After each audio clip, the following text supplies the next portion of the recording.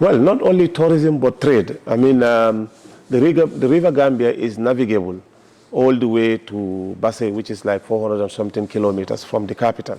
And that makes the Gambia very strategic in terms of its ability to penetrate trading routes, in the region. Now, currently, it may interest you to note and to know that we are in discussions with the MCC, the Millennium Challenge Corporation of the United States, to concentrate our efforts on river transport, but also to make the river navigable. Because also, remember, there are some obstructions on the river Gambia. There have been some shipwrecks, accidents at sea involving ferries and also ships. And those obstructions need to be removed, to give a clear seat for the river to be navigable. So we are putting up a consultancy to do a study for us, to look at some of those challenges. Okay. And then, that is the first step, do a comprehensive consultancy, do a feasibility study. And then from there, we look at the options. So hopefully very soon, we will start those processes. We are on the discussions. And as a government, we are very serious about the navigability of the river Gambia.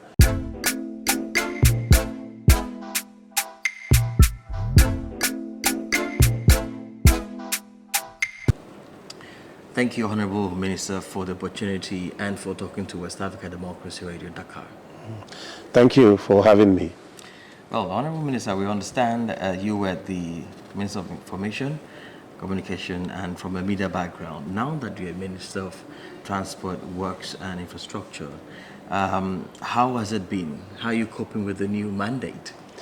Thank you so much. It is lovely being on your program. I think the transition was a very interesting one. As you said, I was, of course, responsible for the Ministry of Information and Telecommunications infrastructure. Of course, everybody knew me as a media practitioner. But one thing good about journalists is that you always apply yourself. And I guess that actually worked for me very well to manage the transition, but also to quickly develop some strong relations between myself and the technicians to help me transition effectively. Of course, the Ministry of Transport, Works and Infrastructure is a very, very big ministry. We are into transport, aviation, land transport, but also maritime, and also public works, including road infrastructure projects, bridges, and other major infrastructure projects on behalf of the government. So it always requires a lot of attention, also working on details to ensure that you do a whole mix of things to come out of that difficult quagmire that you find yourself in as a minister. You'll have your advisors, you'll have your technicians, you'll have your financials, who all will come with large volumes of paperwork. And your role basically as the head of policy is to really understand the dynamics and then ensure that the right things are done. Well, Honorable Minister, how would you compare the state of infrastructure in the Gambia then and now? Well, very interesting question. I know that before the coming to power of President Barrow in 2017, the roads that were paved were just a couple of hundreds. And this is, from 1965 to 2017. Now, when the change happened, the new government looked at the infrastructure needs of the country, and we recognize the huge deficit. So a strategic mapping was done. We looked at the key roads, we looked at connectivity issues, but we also look at the last mile. And the last mile, I mean, we have, a fairly good road network of the highways, but of the major highways, the communities are unconnected. Most of the roads are difficult to go through. Why is that, Honorable Minister? Why is that so? Well, because two reasons. One, there has not been proper investment in the secondary roads, especially those that lead to off-road communities. But also because the previous two governments were concentrating more on doing the major highways. Not very bad idea, but if you drive your nice car on the major highways and then you want to veer up into the rural communities, you have to use those very bad roads or immotorable roads. So that is why this government did a holistic relook at the entire process. We went around the country and collected real data. And at that time in 2018, it was revealed that the country needed to at least do up to 4,000 kilometers of roads across the country. Thankfully, in 2019, the Gambia government, in addition to support from China and other major development partners, came up with a very good initiative to fund some of these roadworks from our local budget. And this has helped us to at least implement more than 600 kilometers of roads in the last 3-4 years. And if you look at what was achieved in the last 3-4 years, it is like equivalent to what was done in the last 40 years or so. So it was a phenomenal piece of work that was done in the last 4-5 years. And now we have challenged ourselves even more that the President, through his infrastructure agenda, has tasked the Ministry of Transport, Works and Infrastructure to embark on initiatives to construct 1,200 kilometers of roads. Is this also the plan to meet up with the 4,000 gap which you mentioned earlier? Yes, this is part of efforts to reduce the huge deficit of the roads that needs to be done. And we are hopeful that at the rate at which we are going, this is achievable, this is doable. In the spring of this year, we came up with a nationwide road infrastructure works of 350 kilometers. And work has started in some of the areas. And now we're in the rainy season. The contractors, some of them are mobilized. Some of them are doing the mobilization. And we are hopeful that come September, when the rains actually subside, you will see, a concentrated and accelerated, road construction works in the country, throughout the country. Yes, that leads me to my next question, sir. Without doubt, I'll have to give your government one credit, and that is the massive infrastructural road networks in the provinces. Yes. I was telling a friend that, I think we have better roads in the provinces than in the city. Yes. What is, in that case, your top priority in terms of roads and construction and infrastructure, particularly within this part of the city? Because the infrastructure works that we will embark on 2023, 2024, almost 180 kilometers of these are within the Greater Banjul area, the capital and its environs. This excludes the major rehabilitation and construction works of roads within the Kanifi municipality. You may recall that in 2018, the government of the Gambia embarked on a capital-intensive project in Banjul, where today almost all the streets in Banjul have been rehabilitated, have been constructed. Before you ask the next question, I just want to ask a follow-up because you did mention about some of the road infrastructure that you are ongoing within the greater Banjul area. One particular area, I'll have to bias the mention because I live around that end. Of course, it's the Bund Road. People in that community, they thought by now that road would have been constructed. It's a very, very strategic road. Yeah. So, I mean, somebody might be wondering... Is there any plan for that? Is there any plan for that road, really? Because You mean the Bund Highway? The Bund Highway. Well, the Bund Highway, in fact, we've started it.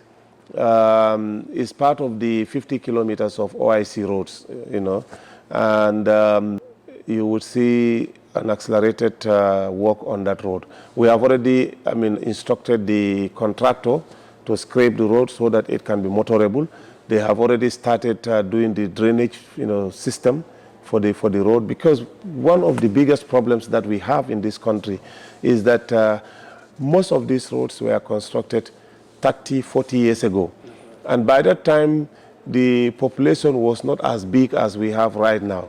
Now, also the services, the electricity, water, and also telecom services have traversed, on the roads. So what used to happen was that if you, are on the left-hand side of the road and you want water and the water services are not, within that area, what you will do is to cut the road. And then, the water will, the other side of the road.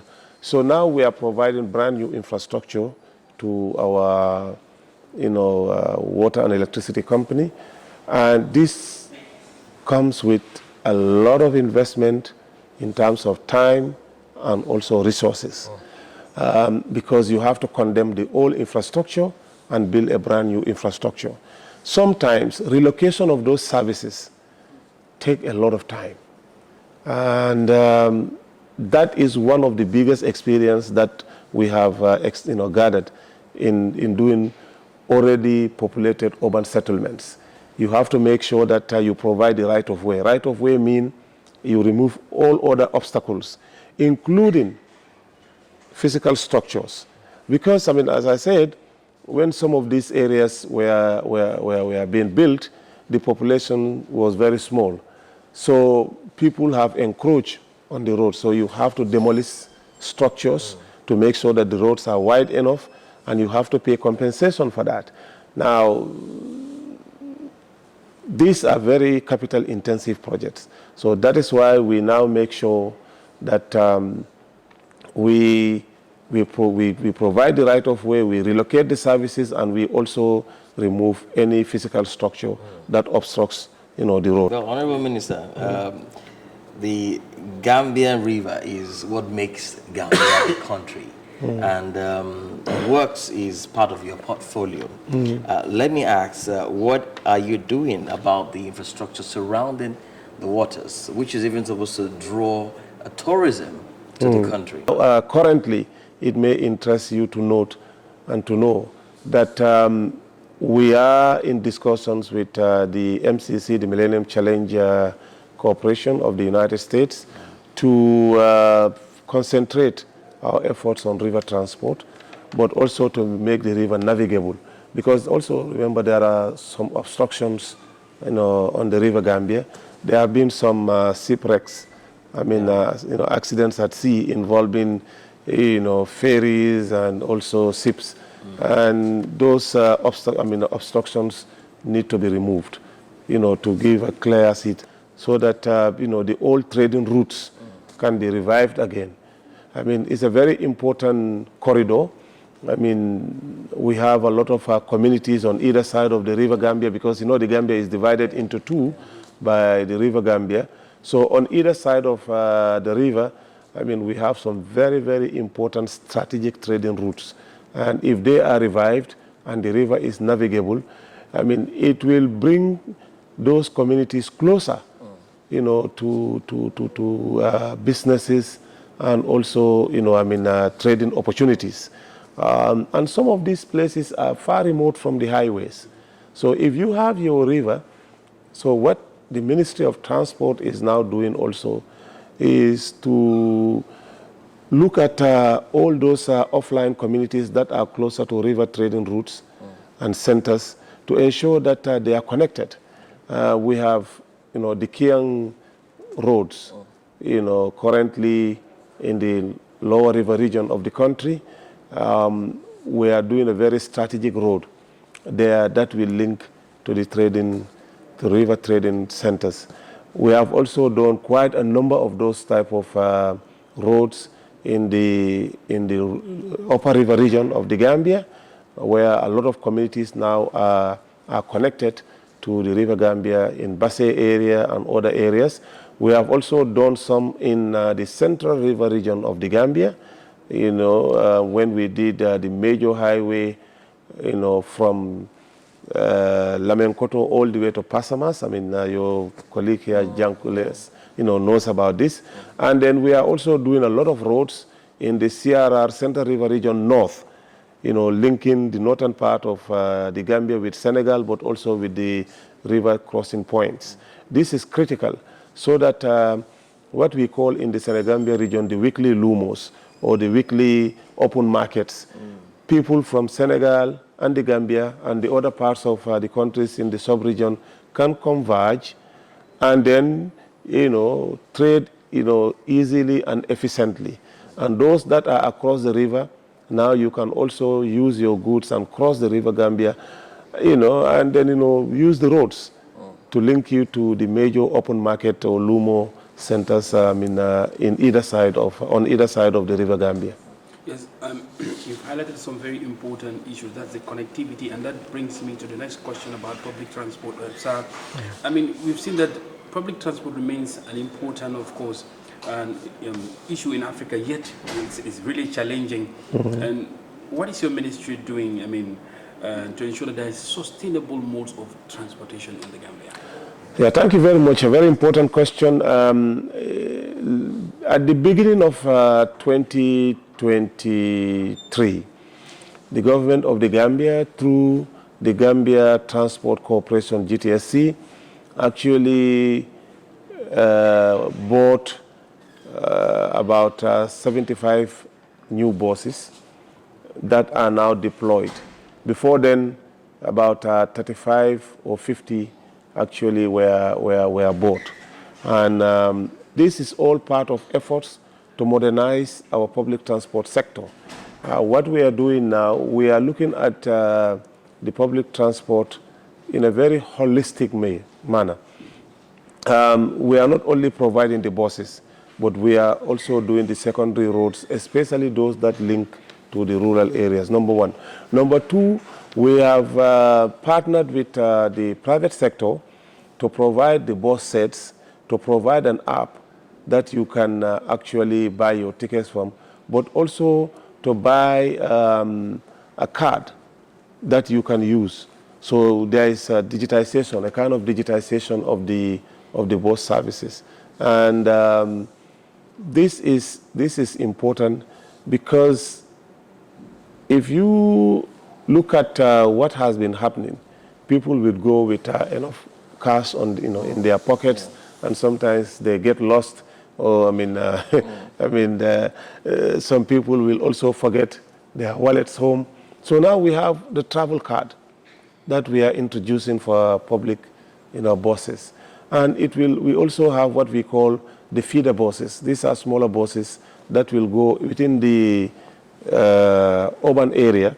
They will go deep into the offline communities that are not on the major highways, and then bring people to the major highways. For example, in your area, in Bundung, there will be bus service that will link to the main highway where you'll have the bigger buses to traverse, the capital and the environs.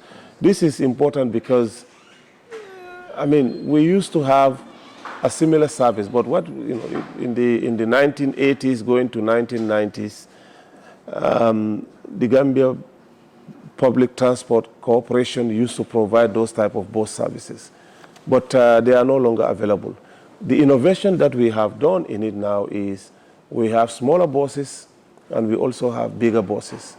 And this is now revolutionizing the public transport sector. Before, people used to go through a lot of challenges to move from one end to the other. But now, because we have a lot of buses deployed, I mean, people are now seeing the difference. We'll continue to improve on this, and we'll continue to improve on the infrastructure. We'll also continue to bus lanes so that, you know, when you have all these buses in the traffic, there will not be an impediment. Are you referring to a bus rapid transportation system? Yes, a bus rapid VRT. Transportation system, VRT. We have already, started the process with the help of the European Union. Okay. And we are hopeful that in the not too, far, future, we will have, the rapid system in the Gambia, especially with the new 6-lane road that we are building. After that one, we are in serious discussion with the European Union to provide that type of facility, transport facility. So you're quite right, because I was there when some of those buses arrived. I've seen them. I just want to know, when will this, system that you've spoken about, when will it be implemented? Of course, we've seen quite a handful of the buses, but still now public transportation is still a major issue. Yeah, it's still a major issue because the public transport company also is mindful of the fact that, not all areas have good roads.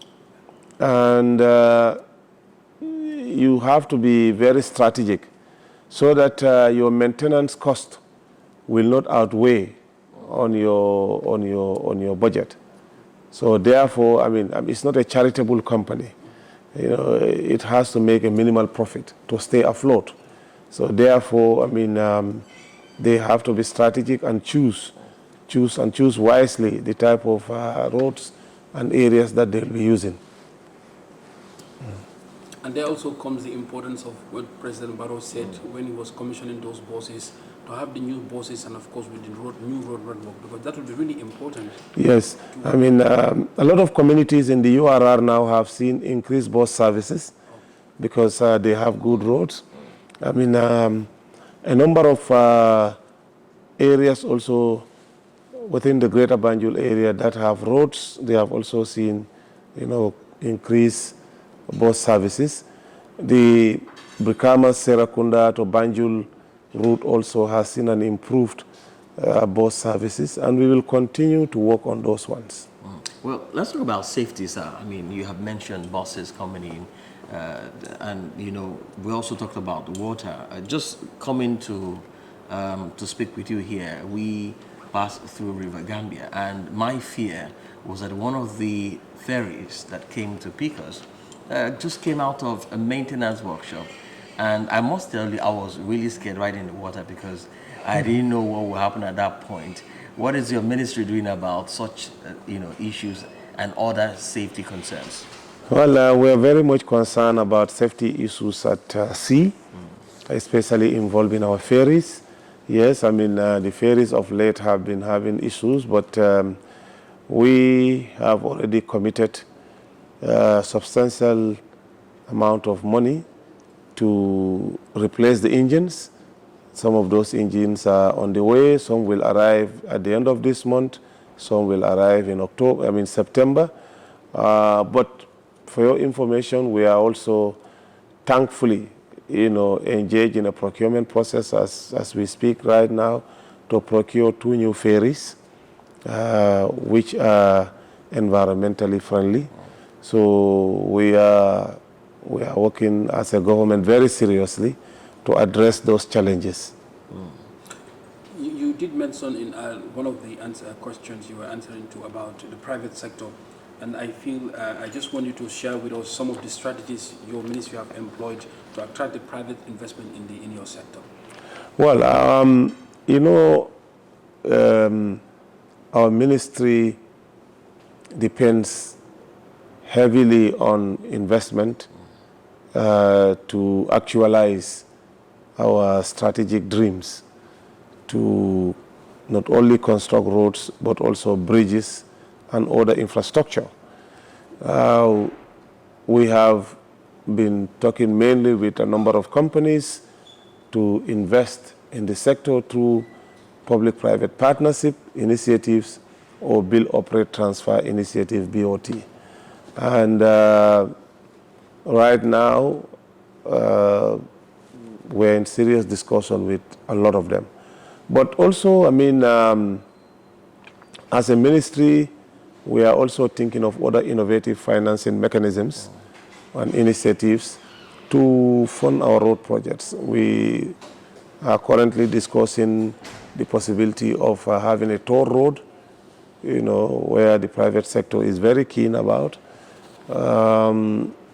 Equally, but also more importantly, we, as a government, today we will do a convergence to discuss the setting up of an infrastructure fund in this country that will come up with an initiative to have a sinking fund where, you know, the infrastructure fund can access and then, you know, implement some of these developmental projects and then go into long-term partnership for the repayment of some of these funds. Well, sir, yeah. Just a minute. Sir, you live in Dakar, of course. You've seen the PAIR system.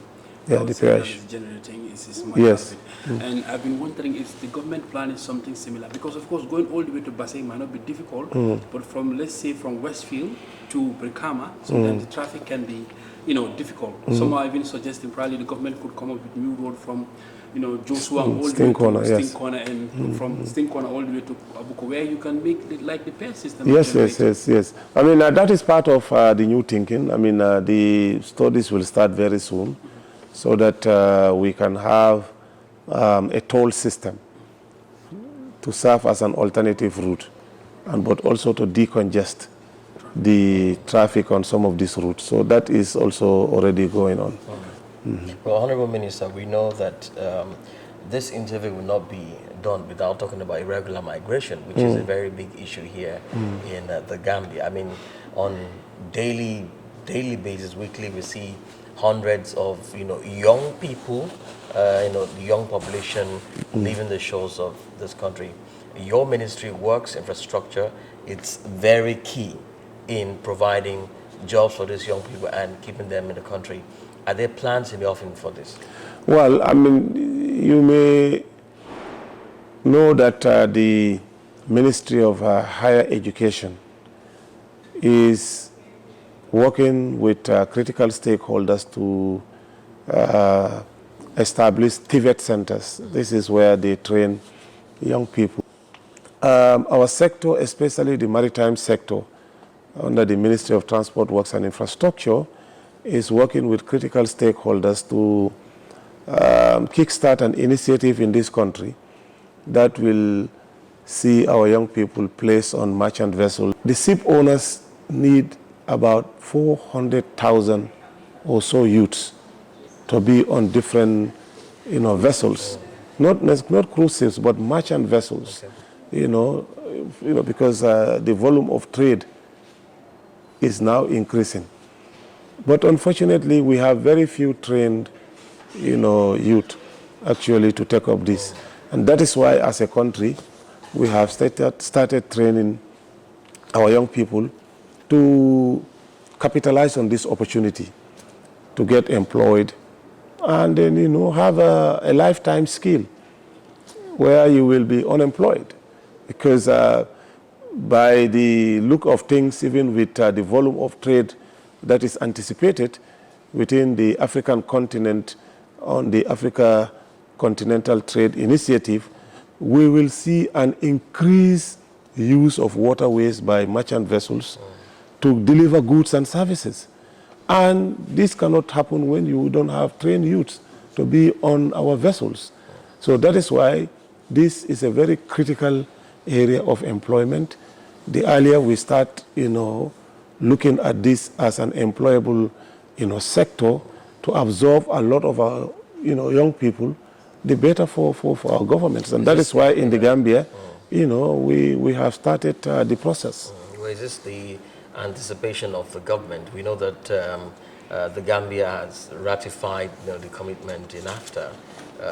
How is this agreement going on the part of the Gambia? Well, it's a binding agreement on African states, and this is very good because there is very limited trading activities within the African countries. Yes, the people themselves are trading at the local level, at the very base, but at the highest level, we are getting more imports from outside than from within Africa. So any opportunity that can enhance, accelerated, efficient, effective trading among African countries is an opportunity that we all look up to. And that is why, the Gambia is, bracing up for this, knowing that we have signed and ratified this very important trading tool to help our continent, our country, our region, move to the next level. Does this involve the Gambia, of course, committing to the removal of 90% of tariffs on goods that they produce?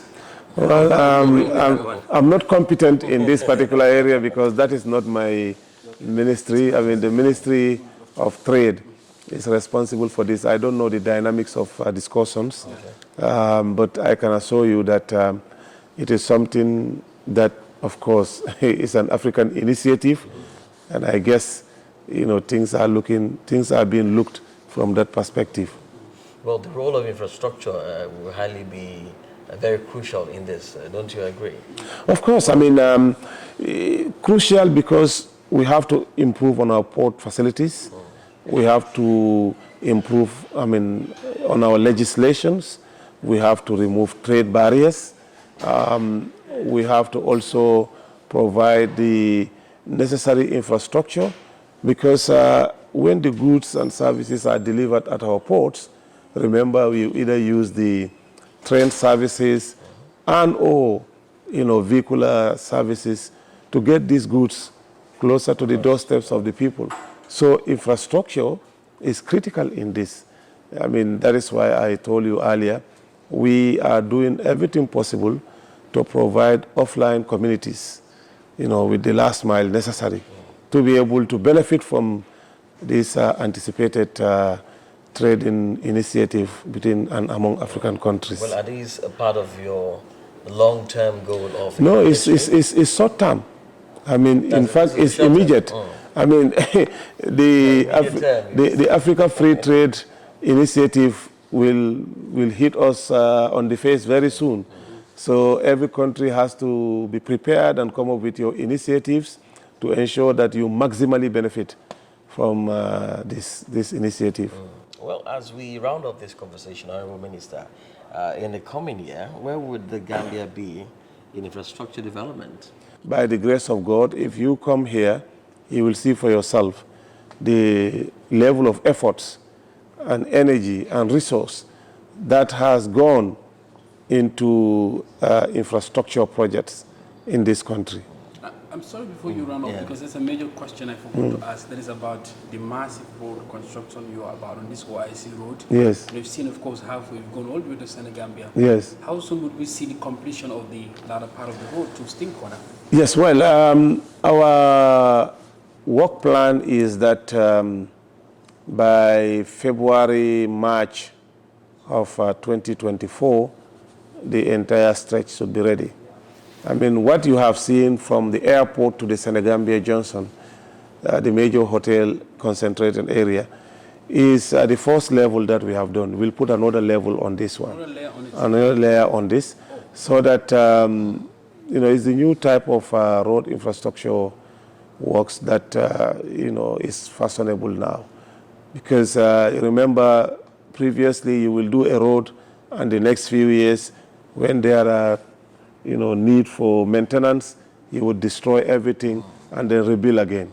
So this new technology and initiative, you put the first layer and then you put the second layer on top. So that, when the second layer, is destroyed, what you do is scrape it without having to, destroy the second layer, the first layer, and then, replace it back. Will the road be completed before the Gambia hosting of the OIC? Yes, most certainly. I mean, because the road is divided into two phases. The first phase is from the airport to the hotel area. I mean, to ensure that, we meet the OIC target. And this is already almost achievable. I mean, the two bridges, the first one is completed. The second one will be completed within the next 45 days. And then, immediately after the rains, they will start laying the second layer. So, Honorable Minister, my final question to you. What legacy would you leave behind after your tenure in office?